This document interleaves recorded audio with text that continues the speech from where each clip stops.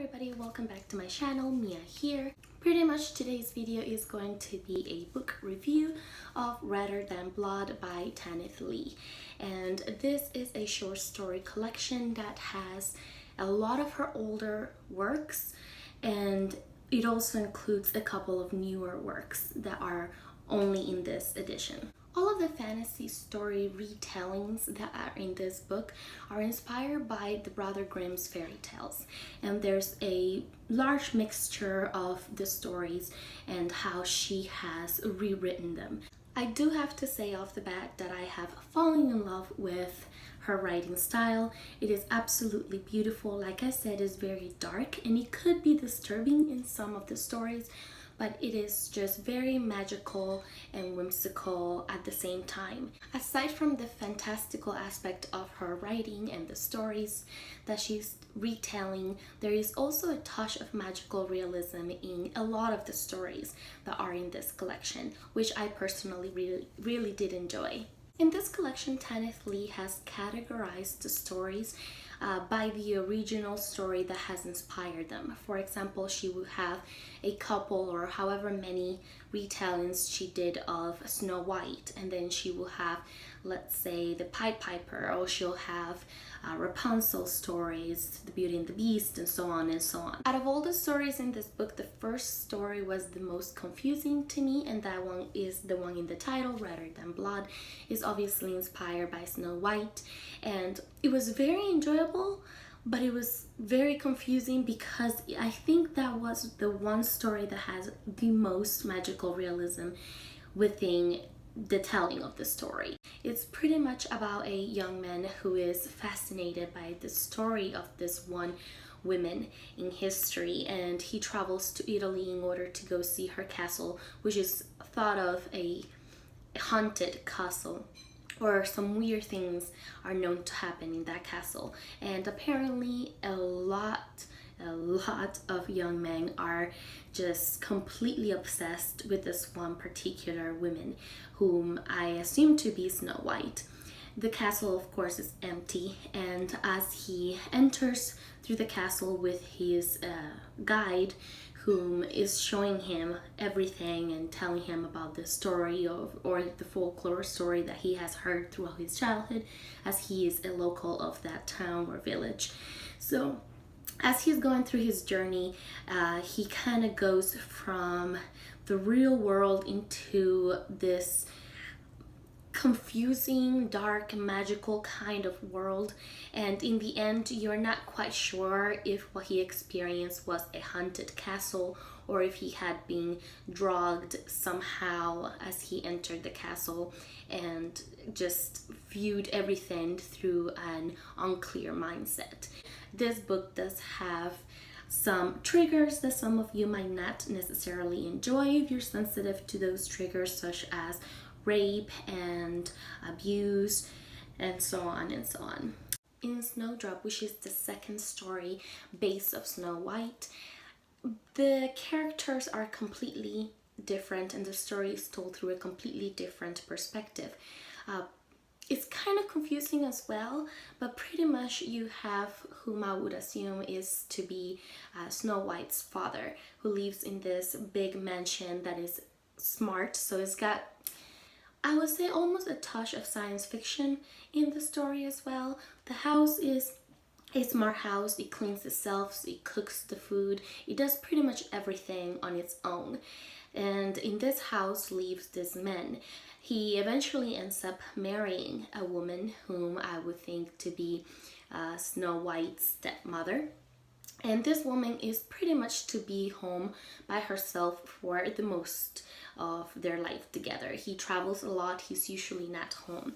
The one thing that doesn't quite match the rest of the house and its decor and, you know, the functions of the house are these paintings that are everywhere, and they're the paintings of this beautiful young girl whom is assumed to be Snow White.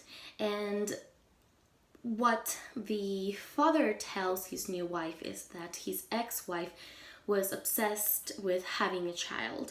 It's never clear whether they did have such a child or not. It is just left at that.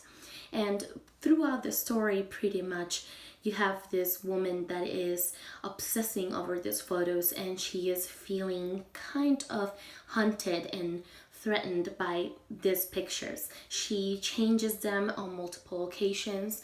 However, her husband does want those photos up on the walls. And then along the lines of the story, there seems to be this real life young girl who is exactly like the photos, and she is some kind of a famous image, and her stepmother finds out of her based on a television show, I believe. So she ends up going to meet her, and in the end ends up murdering her and burying her in her backyard. And it's just very crazy. And what I really liked about Tanith Lee's writing, aside from that magical aspect and easy to read yet very whimsical writing style, is the characters. In such short stories, she does manage to get you to know these characters and get you involved with these characters. And regardless whether you've read the stories previously or not, it gives you a completely new perspective of who these characters might be. And each story, even though some of them were inspired by the same original fairy tale, read very, very differently, had different outcomes and a different feel throughout the entire short story, which I thought was fascinating. There is one Pied Piper inspired story called Magpie, I believe, and is, if I remember correctly, is relatively short. This one is pretty much about a town that is terrified of their young people, of their children pretty much. And they hired, or they contact this Pied Piper to come in and somehow get rid of these kids. Instead, the town replaces these kids with rats whom they consider to be more useful, more respectful, smarter, and just an overall better companion to have. So that's what that story is about. The next three stories in this collection are inspired by the Sleeping Beauty. The first one being She Sleeps in a Tower. And this was one of the most disturbing stories in this collection, if not the most disturbing story in this collection. It is pretty much about a tower, or multiple, 3 towers to be exact, I believe, and this woman and her 3 daughters.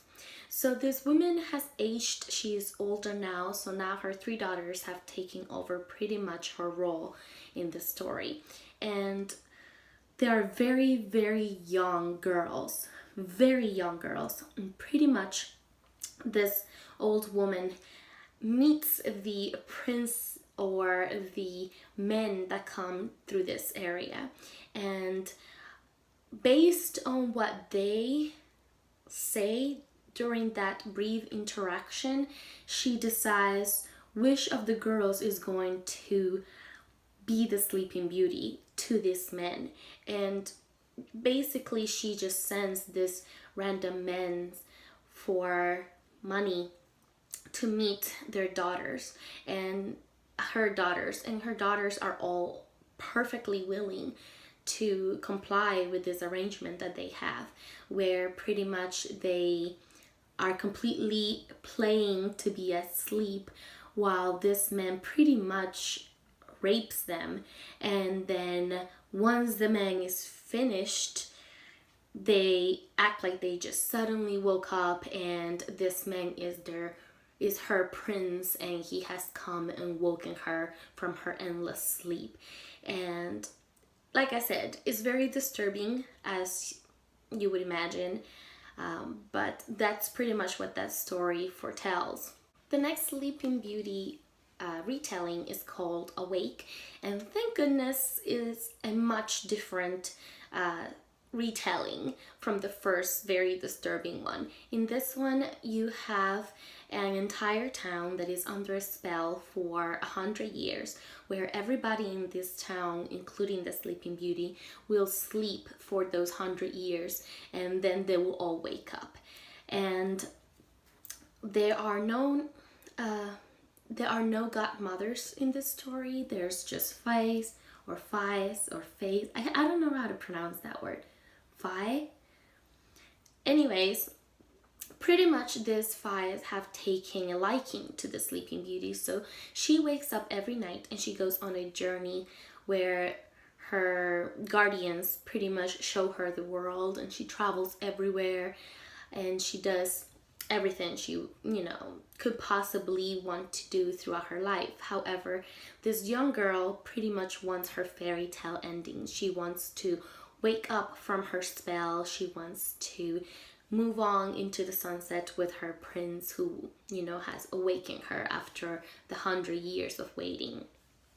And the last story here, pretty much I believe to be a continuation of Awake, where the young girl gets to choose what she wants to do. Does she wants to continue her overnight life, or she wants to end the spell at the 100 years and wake up, meet her prince, live her happily ever after?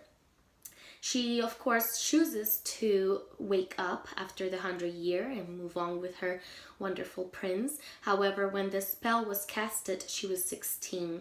And when her and the rest of the people in that town fall asleep, her prince, of course, gets to live a normal life. At the time, I believe he was 18 years of age. So by the time he returns 100 years later to wake up his true love and move on with their lives, he is about 118 years of age. So he is quite old at this time. He does reaches the tip of the tower where his beautiful, still 16-year-old true love lays asleep.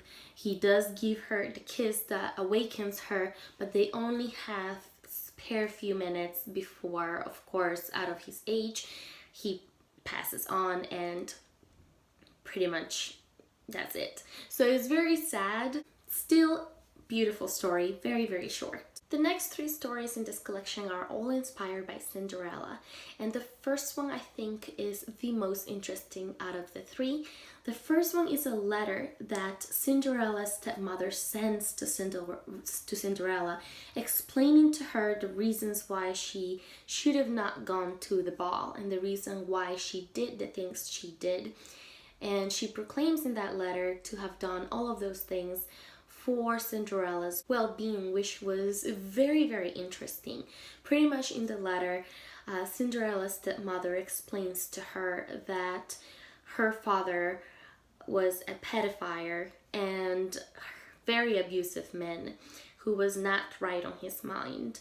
And apparently Cinderella's prince turned out to be a very similar kind of man. And her stepmother knew all of this, which is why she tried to protect her. It all started because she knew just how beautiful Cinderella was, and she wanted to camouflage her beauty from her father so that he would never gain interest in her the way she knew he would get interest in her, which is very disturbing again. But throughout that letter, you are left feeling a lot of understanding and compassion for both the stepmother and Cinderella as well, and you're left wondering exactly what happens next. Very, very enjoyable. That's one of the stories that I really enjoyed reading. One of my favorite ones in this collection, because let's be real, I enjoy reading all of them. The next Cinderella story in this collection is called Midnight, and I think that that one rings a little bit more true to the original story. Pretty much Cinderella gets her wish come true and she gets to go to the ball. And this is pretty much all about the decision she has to make of whether running before the clock hits midnight, or staying and, you know, dealing with the consequences of losing her camouflage of royalty and presenting herself as the poor and unkept girl that she really was in front of the prince. So it was also very enjoyable, but very, very short. And the very last story, based on Cinderella's original story, is called Empire of Glass, I believe. And this one is told through the perspective of the prince. And it kind of gives you a glimpse inside the prince's mind as to what he wants. It's kind of a continuation, I would say, from the second story based of Cinderella to the third one. But it's everything through the perspective of the prince, and his intentions and his motives might not be as pure as we would think from such prince. Then there are a few Rapunzel inspired stories. The first one, actually named Rapunzel as well, was absolutely beautiful. It was such a lovely love story, and it had a happy ending, which I definitely appreciated after some of the previous stories read in this collection. In this particular retelling, Rapunzel is not a princess. She does not have the long, gorgeous hair. On the contrary, her hair doesn't necessarily grow, so she keeps it very short. She is poor, and the woman that took care of her was a witch, but she was not mean or evil. She pretty much just cared for her, raised her, and her witchcraft was mostly based on herbal uses and remedies and things such as those. So the prince ends up meeting her, and for a while he doesn't tell her he's a prince, and they slowly begin a slow burn but still very passionate kind of romance. In the end, they do have to return, so they think of a very clever way of being able to get her back with him and to have her welcome into the castle where he lives. So it was a very beautiful story, very enjoyable. I absolutely loved it. In the second version of Rapunzel, you have the perspective of the prince, whom I don't think he's necessarily a prince. I can't quite remember whether he is a prince or not, but he pretty much is a wanderer. He travels all over the world. He likes to go to unseen places and discover new things, new worlds, and he becomes kind of obsessed with going to this tower where the people of the town, or the people that lives near this tower, completely recommend you to do the absolute opposite and not even look, not even glance at the tower, because apparently it is evil and it will hurt you. So it's a completely different kind of tale. The next story in this collection is a retelling of The Frog Prince, where you have this very charming little frog who ends up winning the heart of the princess. However, as a prince himself, he is quite different in personality than what he was as a frog. Still an enjoyable story, but I feel it was a little bit more of a common retelling, in my opinion. The next story in this collection is a retell of Rumplestiltskin, and pretty much there's this young woman who might be a witch, and she can turn things into gold, but it's one of those that you're kind of borderlining magical realism. You've got the prince who becomes obsessed with having this woman, and then you have the prince's best man or right hand who is concerned for the well-being of his prince. And most of the story is actually told through that character's perspective. It was very enjoyable, but a little bit confusing at times. The next two stories in this collection are both inspired by the Red Riding Hood. The first one, Blood Mantle, it's about a few siblings who are very frightened by stories told by their very inappropriate grandmother, and pretty much they are scared of her storytelling. As adults, two of them end up meeting again. And it's, again, there's a lot of influence in this story that I believe was inspired by magical realism. I'm not quite sure how to explain it. These two cousins met later on as adults, and one was not necessarily what he seemed and whatnot. So that's as much as I'll say on that one, because I really don't know how to explain it. The second story, it is called Wolfed, and this was another one of those who were a little bit disturbing. It's about this man who ends up meeting this young girl who I assume to be Red Riding Hood, and she is very provocative and very sexual, and pretty much she ends up inviting him to her grandmother's house, who is also a very provocative and sexy woman. And the wolf goes there. There's a lot of very heated sexual interactions between this man and the grandmother, and then there is the same kind of thing yet different going on with the granddaughter, Red Riding Hood, once she arrives to this house, or it's like a penthouse kind of place. So a lot of the stories in this book are very sexualized, and like I said, there are some triggers throughout the retellings, but that one was one that was just very heated. It was definitely kind of weird when you have, you know, Red Riding Hood in your mind as you're reading it. The next story was inspired by Swan Lake and is called My Life as a Swan.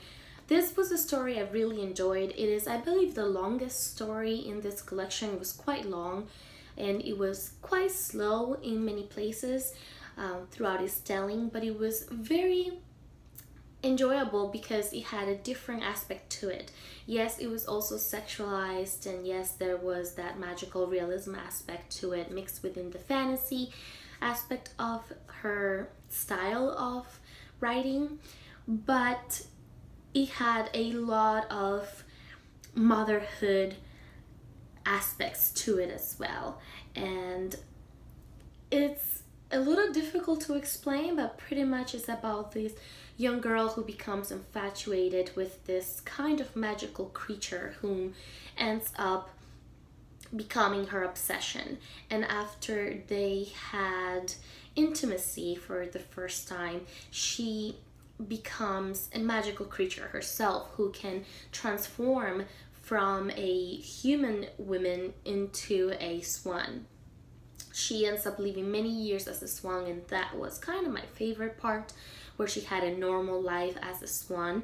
She had her own babies, and one day one of those babies gets killed, and that changes the entire tale of her story, and it becomes a bit more dark and sad.